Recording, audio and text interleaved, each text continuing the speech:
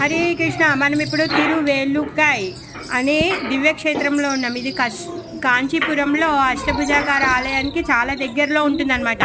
వేలు అంటే సింహం అన్నమాట. నరసింహస్వామి ఇక్కడ విరాజమానులై ఉన్నారన్నమాట.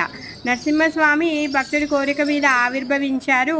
స్వయంగా తన భక్తుల రక్షణార్థమే తను ఇక్కడ ఉన్నారు. తన కోరికతోనే తన ఇష్టానుసారమే ఇక్కడ ఉన్నారన్నమాట.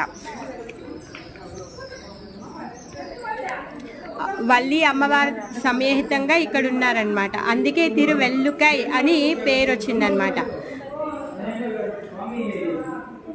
ఇక్కడ బ్రహ్మ ఇంకా సరస్వతీదేవి మధ్యలో, సరస్వతీదేవి లక్ష్మీదేవి మధ్యలో ఒకసారి పోటీ వస్తుందన్నమాట, ఎవరిది ఆధిపత్యము అనేసి.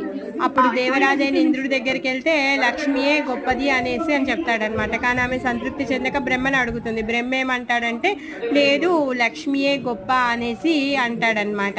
అప్పుడు కొంచెం సరస్వతీదేవి కోపం వచ్చి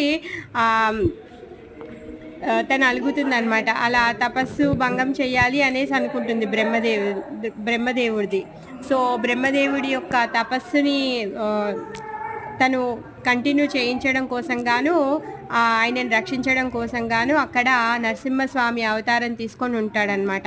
ఇక్కడ నరసింహస్వామిని ముకుంద నాయక అని కూడా పిలుస్తారనమాట.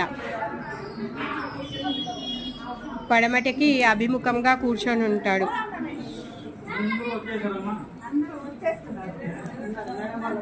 అలగీయ సింగర్, అమృతవల్లి, పేయాల్వార్లు పాడారు ఇక్కడ.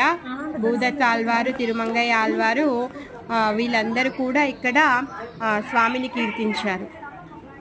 నరసింహస్వామికి జై.